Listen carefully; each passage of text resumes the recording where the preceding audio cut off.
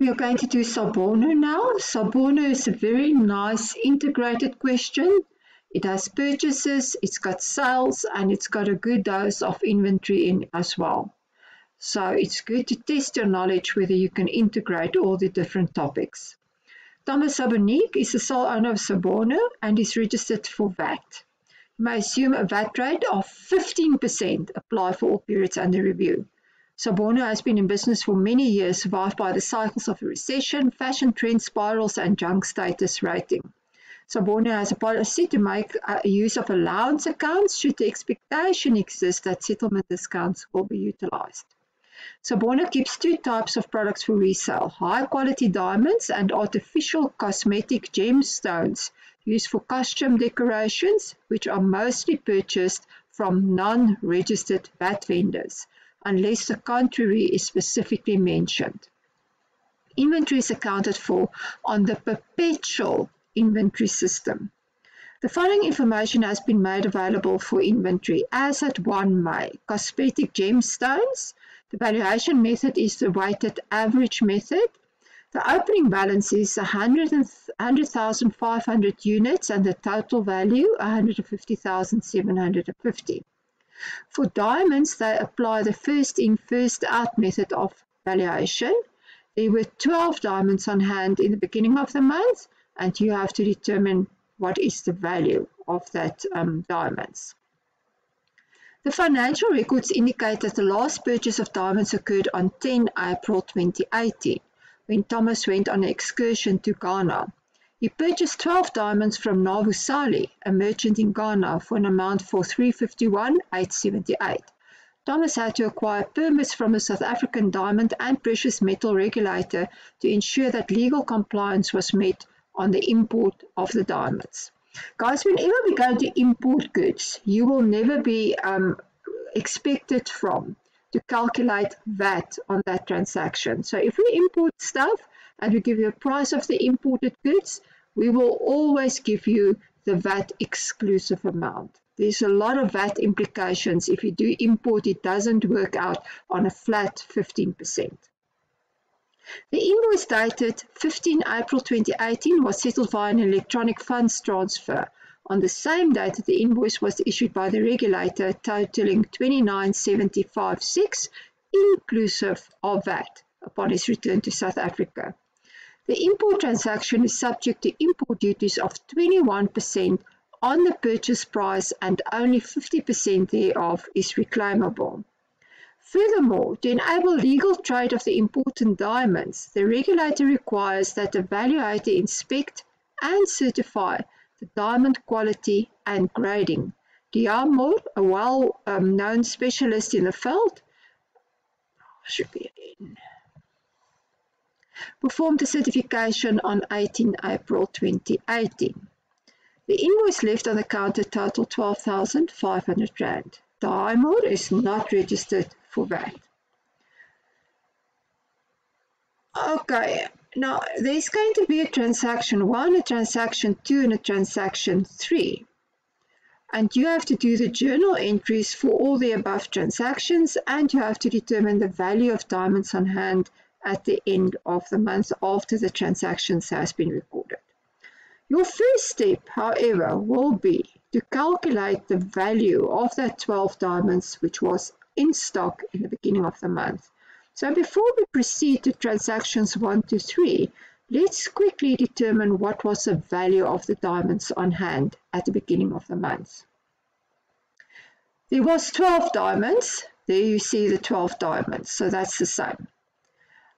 The amount was 351,878. It's the imported stuff, so we're going to work with the 351,878. This, the amount that he has to pay for permits was 29,756, but that's inclusive of VAT, so there we're going to remove the VAT. The import transaction is subject to import duties of 21%, but it will be 21% of the purchase price, so 21% of that 351,878. 50% is reclaimable, so 50% is non-reclaimable. So we have to add the non-reclaimable 50% to the cost price of the goods. Then there was the inspection costs, and the inspection cost was in total 12,500. So let's quickly determine what was the value. The purchase price of the diamonds, 351,878. I gave it to you. The non-reclaimable import duties was the 351,878 times 21% times the 50%, which gives us 36,947. The permits, they gave us a 29,756, which is the VAT inclusive amount. So we're going to take out the VAT. So the VAT exclusive amount, 25,875. And the cost of certification was 12,500, and that was VAT exclusive. So the guy was not a VAT vendor, so there's no VAT. So if I add all those together, that gives me the total cost associated with the 12 diamonds on hand as at the beginning of the year. The FIFO method is applied for diamonds. So therefore, what was the unit price? 427,200 divided by 12, which gave us 35,600. Good. Now we can go on and we can go and have a look. What was transaction 1, 2, and 3 all about? We have to journalize that. Thomas sold 250 packets of cosmetic gemstones to Weris Goiche, a registered VAT vendor, on 5 May 2018 for cash. Thomas applies a margin of 18% on the cost to calculate the selling price. Thomas prepacked the gemstones in quantities the client prefers. Each pack contained 150 units. Now, this is all about gemstones. So we're going to apply the weighted average method on gemstones. We had an opening balance of 100,500 units, and then the total value was 157.50.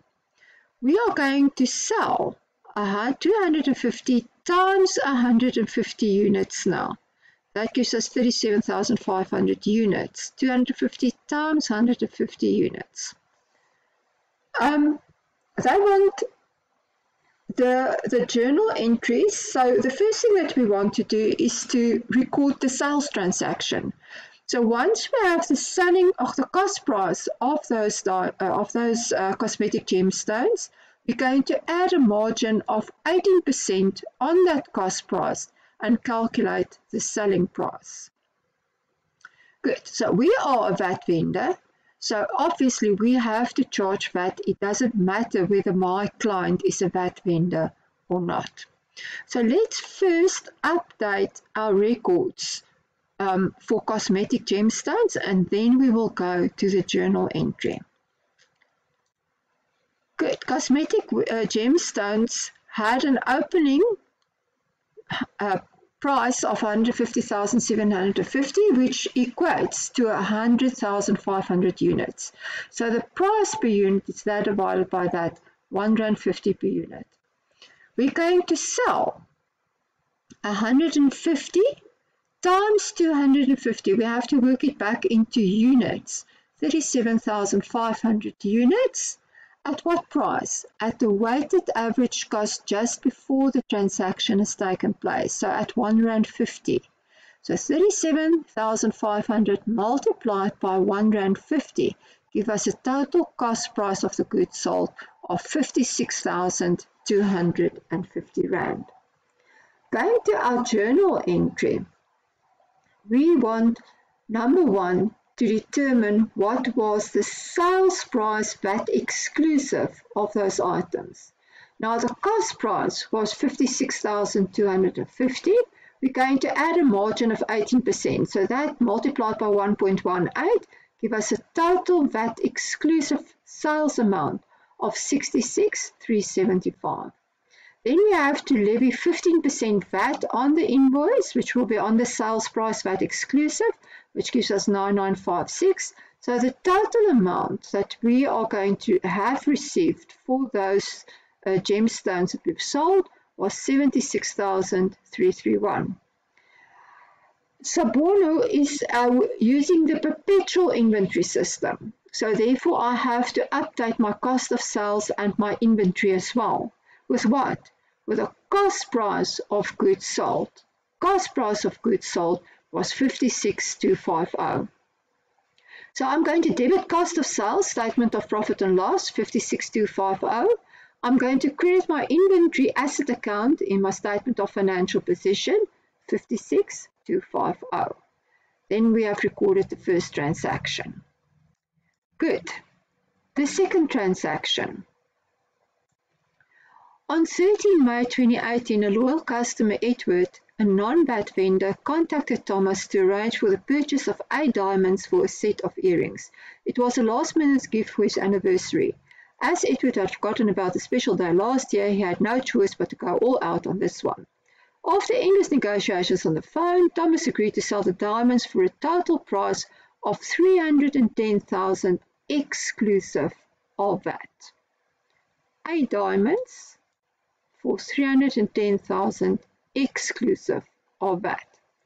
Thomas reminded Edward of the settlement discount policy of 6% in the event that he settles his account within 10 days after the invoice date. Thomas does not expect that Edward will make use of the discount. Edward settled his account in full by an EFT on 19 May 2018. So there was no expectation, but the sales transaction took place. I would not have created an allowance account because it's only our policy to create an allowance account when we expect that the debtor is going to make use of that settlement discount. They tell us that somewhere in the question. Okay.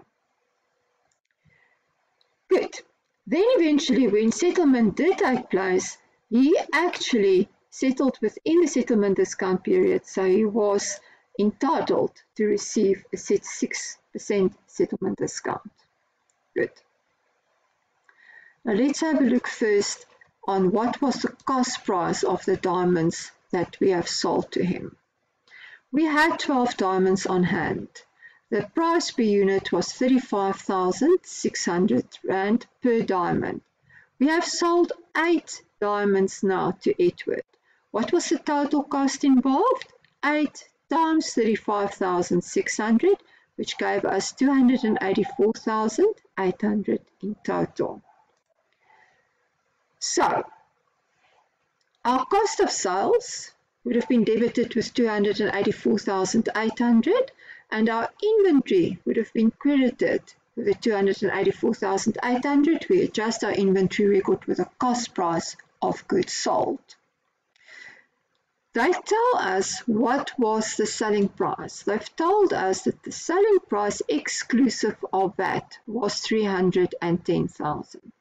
They also told us that we did not expect that he will make use of the settlement discount. Therefore, there's no allowance account at the date of the sales transaction. So all we had to add to the 310,000 is the 15% VAT in order to derive at the total invoice price of 356,500, which will be debited against the debtor's account. Then settlement took place. Good, we're done with that one. Settlement took place. He settled the account within the settlement period, so therefore he was able to make use of the 6% settlement discount. The amount that we will receive from him will be then the 356,500 multiplied by 94%. He retained the 6% discount that he was entitled on. So we will only receive from him 335,110 Rand. We have to clean out his account, so we're going to credit his account with 356,500. There was no allowance for settlement discount. So therefore, in our sales account, we have accounted the full VAT exclusive amount of the invoice. So the VAT exclusive amount of the invoice was 310,000. What would have been the allowance for settlement discount? Determine the invoice value, take out the VAT, take the VAT exclusive amount and break it down into the 2 legs. So what would have been the 1 leg? 6% of what? The VAT exclusive amount. So 6% of 310,000 will give me 18,600. I cannot create an allowance account now. So therefore, I'm going to debit my sales account. I'm going to adjust my sales account so that it only reflects 94% of the VAT exclusive amount. I can still claim the VAT on this discount that I have allowed. So therefore, 15% of 18,600 equals 2790, and that would be the VAT input that I can claim on that transaction. And then I'm done with the second transaction. Good. Now the third transaction, Thomas purchased on credit 6 diamonds from Brownies. Brownies on 19 May for an invoice amount of 293. Brownies is registered for VAT and is by far the most reputable supplier in the local market. No discounts are awarded to customers. Good. So this is fairly straightforward. We're going to debit inventory with 293,250 divided by 1.15, the VAT exclusive amount, 255,000 Rand.